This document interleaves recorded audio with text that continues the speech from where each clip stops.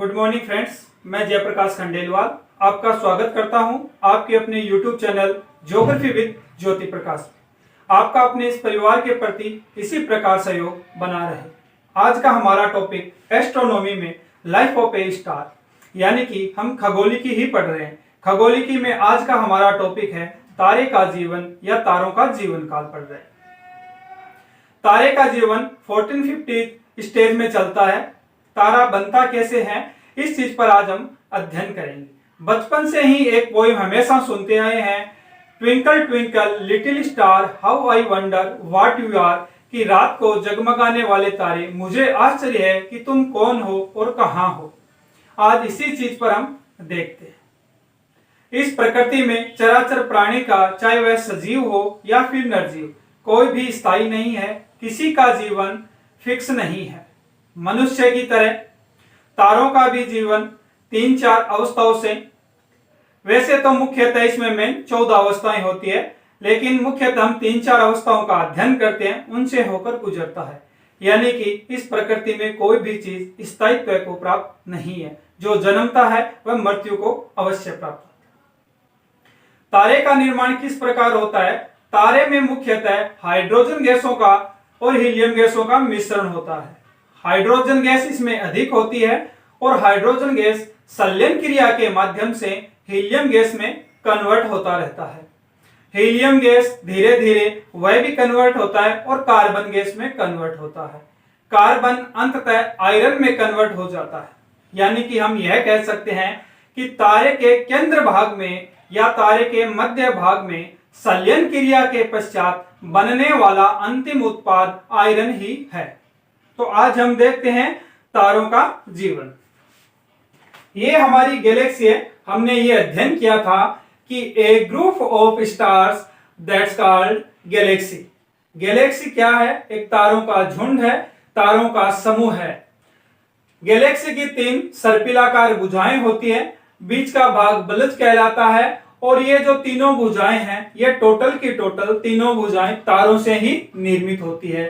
प्रत्येक भुजा में, प्रत्येक भाग में तारे ही विद्यमान होते हैं। हमने ये पढ़ा कि हमारी गैलेक्सी की 3 सर्पिलाकार भुजाएं हैं और हमारी जो गैलेक्सी है वो एक सर्पिलाकार गति में घड़ी की सुई के विपरीत दिशा में, या हम यूं कहें एंटी क्लॉकवाइज चक्कर लगाती। जब ये गैलेक्सी घूर्णन करती है इस तरीके से, तो यहाँ पर क्या होता है, ये तीव्र गति से घूर्णन करती है। घूर्णन करती है तो यहाँ पर जो गैस के गुबार है, डस्ट वेपर है, उन चीजों में एक भंवर पैदा होता है, भंवर उत्पन्न होता है और वो भंवर धीरे धीरे आगे बढ़ता है।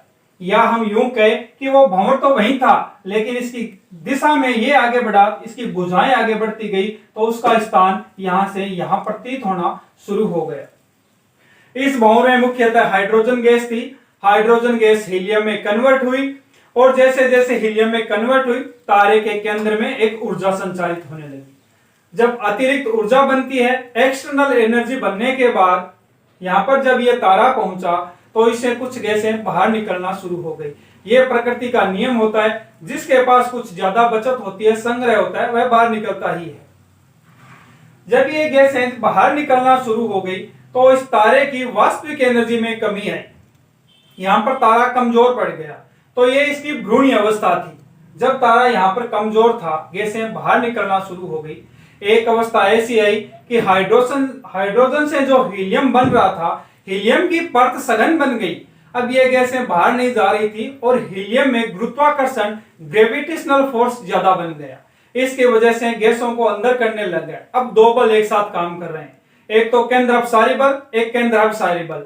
यहाँ पर सिर्फ और सिर्फ केंद्र से बाहर की ओर गैसें जा रही थी, जबकि यहाँ पर केंद्र से बाहर जा रही है। उतना का उतना यहाँ पर ग्रेविटेशनल फोर्स लग रहा है। इस वजह से 2 बल एक साथ काम कर रहे हैं, यानी कि ये इसकी मेच्योरिटी अवस्था है। जब यहाँ से ये आगे बढ़ता है, तो इसके पास क्या होता है, हाइड्रोजन जो थी, हीलियम बन रही है, अभी भी बन रही है, हीलियम की परत और सघन हो गई।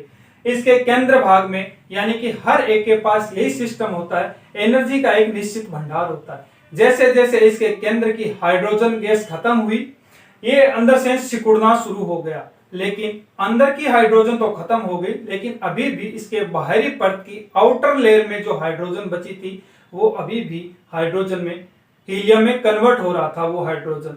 इसलिए क्या हुआ, इसमें लाल रंग का हमें दिखने लग गया और एक खतरनाक विस्फोट होता है जिसे हम रेड जायंट बोलते हैं, लाल दानव बोलते हैं।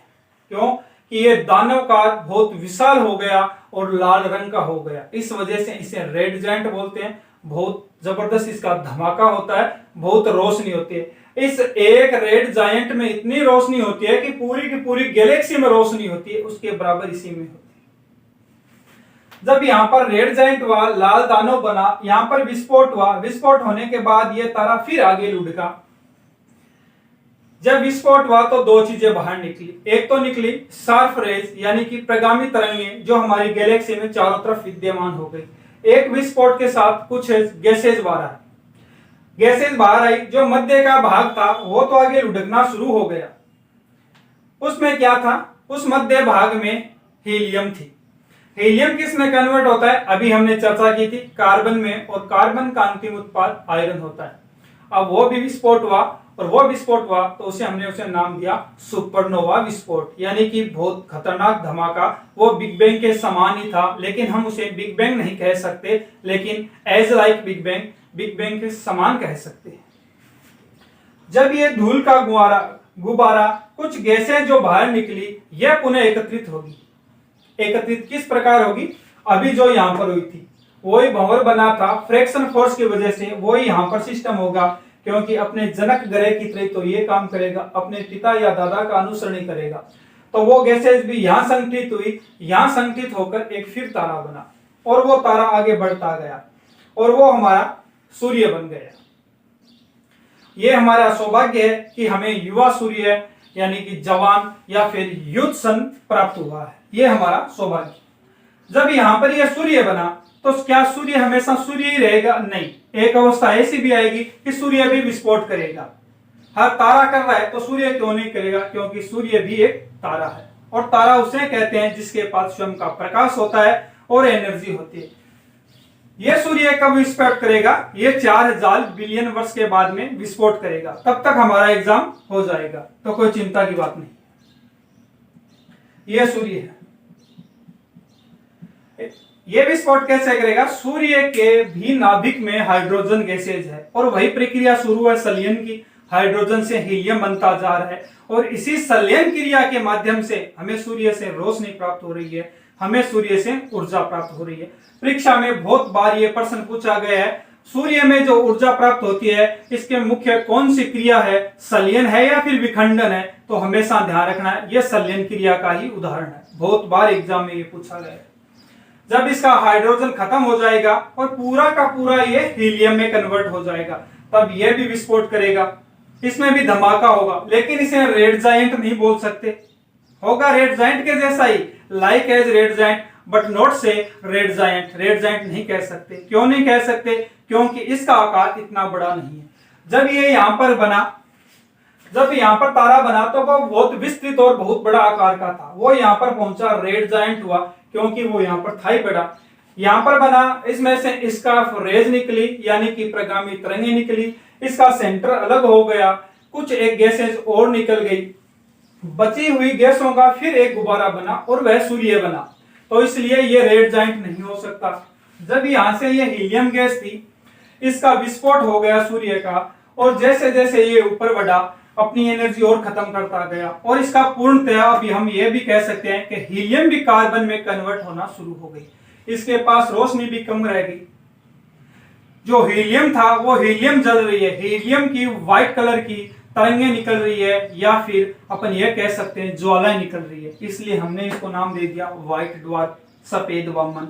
ड्वार्फ या वामन का मतलब क्या होता है? बोना होता है, क्योंकि आकार में ये छोटा होता जा रहा है। और सफेद इसलिए नाम दे दिया कि हीलियम की सफेद कलर की लपटें निकल रही है, इसलिए ये व्हाइट ड्वार्फ हुआ।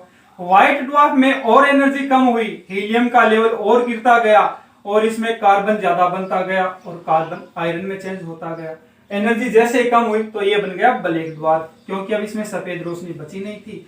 और जैसे ये ब्लैक ड्वार्फ बना, फिर आगे बढ़ा, तो बढ़ने के बाद यहाँ पर इसका वेट ब्लैक होल कर रहा है, जहां सदा सदा के लिए जाकर इसे खत्म होना है, लुप्त होना है। ये यहाँ पर ब्लैक ड्वार्फ।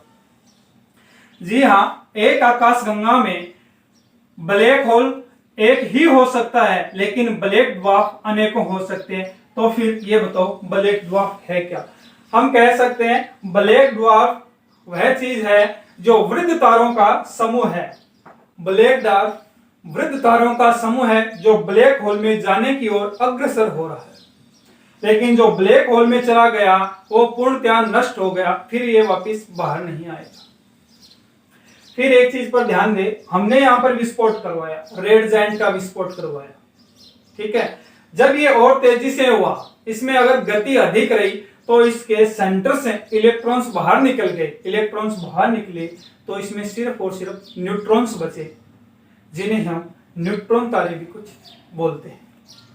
अब इधर ध्यान दीजिए, ये पूरा समझ में आया। गैस क्लाउड्स क्या थे? जब ये सर्पिलाकार घूम रही थी हमारी गैलेक्सी, तो यहाँ पर जो गैस क्लाउड थे, उसके बाद एम्ब्रियो स्टार बना, यानी भ्रूण तारा बना, और इसमें न्यूक्लियर बर्निंग यानी कि न्यूक्लियर में बर्निंग पैदा हुई, यानी कि हाइड्रोजन से हीलियम बनना शुरू हुआ। तो ये न्यूक्लियर बर्निंग थी। जब एक बल इसमें केंद्र अभिसारी बल लग रहा था, अंदर की कुछ एनर्जी बाहर जा रही थी, तो फिर हीलियम में कुछ ऐसी एनर्जी पैदा हुई, ग्रेविटेशनल फोर्स लगा और गैसों को एक जगह संगठित किया। इसको हमने मेजॉरिटी नाम दिया, क्योंकि दोनों तरफ से समान बल काम कर रहे हैं। फिर रेड जायंट की घटना हुई जिसमें विस्फोट हुआ। उसके बाद सुपरनोवा की घटना हुई जिसमें हाइड्रोजन हीलियम में था, हीलियम कार्बन में कन्वर्ट हुआ और कार्बन आयरन में कन्वर्ट हुआ और एक महाविस्फोट हुआ जिसे हमने नाम सुपरनोवा दे दिया। आफ्टर द एक्सप्लोजन क्या हुआ? इस धमाके के बाद क्या हुआ? प्रगामी तरंगें निकली, कुछ गैसें निकली, उन गैसों के समूह का फिर एक तारा बना। कोलपासन क्लाउड, ये जो बिखरे हुए बादल थे, ये एक तारा बना, जो हमने इसे सूर्य नाम दिया, जो सूर्य आया समझने के लिए। फिर है स्पाइनिंग डिस्क, और सूर्य बनने के बाद ये चमकता रहा। फिर एम्ब्रियो सोलर सिस्टम, जब ये सूर्य था, सूर्य की एनर्जी खत्म हो गई और इसका विस्फोट हो रहा था, तो हम बोल सकते हैं कि भ्रूणीय सौरमंडल का विकास हुआ। वर्तमान में सूर्य देख ही रहे हैं, और अपना ये खत्म करने के बाद एनर्जी इसको व्हाइट ड्वार्फ में ब्लैक ड्वार्फ, फिर ब्लैक होल में समाहित हो जाता है। ब्लैक ड्वार्फ कौन बनता है, व्हाइट ड्वार्फ कौन बनता है, एक बार फिर देखते हैं। अगर सूर्य का जितना द्रव्यमान है, उस द्रव्यमान से कोई कम द्रव्यमान का है, तो वो व्हाइट ड्वार्फ बनेगा। और एक बात हमेशा ये ध्यान रखनी है कि सूर्य का जितना भी द्रव्यमान है, उसका सूर्य की जो रेडिएशन है, त्रिज्या जिसे बोल सकते हैं रेडियस, जितने भी त्रिज्या होगी, मान लो हमने ये 100% मान ली, जो भी अब व्हाइट ड्वार्फ बनेगा, सफेद वामन तारा बनेगा, वो सूर्य की रेडियस का 1% ही बनेगा। यानी कि इसकी त्रिज्या 100 की 1% निकालें तो 1% ही होगी। अगर किसी का 1.4 से 1.3 ms है, यानी कि जितना सूर्य का द्रव्यमान है उसका 1.4 गुना बड़ा है, या फिर 3 से कम है, या यूं कहे 1.4 से 3 के बीच में द्रव्यमान है, तो वो व्हाइट ड्वार्फ नहीं बनेगा। क्यों नहीं बनेगा? इसलिए नहीं बनेगा कि इसमें इलेक्ट्रॉन मुक्त गति से घूमते हैं, बहुत तेजी से घूम रहे हैं, और जब तेजी से घूमते हैं तो इलेक्ट्रॉन केंद्र को छोड़कर बाहर निकल जाएंगे और सिर्फ न्यूट्रॉन बचेंगे। तो ये व्हाइट ड्वार्फ नहीं बनेगा। और 3 से अधिक होगा तो उन्हें हम फ्रोजन स्टार कहते हैं। अब एक चीज ये देखते हैं, पृथ्वी से तारे कितनी दूरी पर है, दो तारों के बीच में कितनी दूरी है। इन विधि को जानने के लिए, इन दूरियों को निकालने के लिए दो विधि काम करती है। एक विधि का नाम है पैरेलैक्स विधि, जॉन व्हीलर ने इसको प्रतिपादित किया था। इस विधि में क्या होता है, पैरेलैक्स विधि के माध्यम से हम तारों के मध्य की दूरी कैसे निकालते हैं। आप यूं समझे, ये पृथ्वी है, ये पृथ्वी का पथ है, इधर एक तारा है। पृथ्वी की विपरीत दिशाओं में, पृथ्वी के परिभ्रमण या पथ की विपरीत दिशाएं, जैसे एक दिशा ये ले ली और एक दिशा ये हो गई, तारा यहां पर है। 5 मिनट बाद, 10 मिनट बाद, थोड़े समय के बाद हम देखेंगे तो पृथ्वी में परिवर्तन आएगा, यानी कि जो पॉइंट ये यहां था वो भी यहां ना रहकर यहां आ गया और ये पॉइंट यहां आ गया। इनके बीच की और तारे के मध्य का जो भी एंगल बनेगा उस एंगल को ज्यामितीय माध्यम से हम इसके बीच की डिस्टेंस निकालें। यह है पैरेलैक्स विधि जॉन व्हीलर ने प्रतिपादित की। इसके बाद ज्योतिर्मयता विधि आती है। इसमें क्या होता है, पैरेलैक्स विधि में जो तारों की दूरियां नहीं निकली, जिन तारों की दूरियां निकालने में यह विधि सहायक नहीं हुई, वो ज्योतिर्मयता विधि के माध्यम से इनके बीच की दूरी निकाली जा सकती है। तो आज हमने तारों का जीवन, लाइफ ऑफ ए स्टार पढ़ा। यहाँ आपको आशा करते हैं कि समझ में आया होगा। धन्यवाद।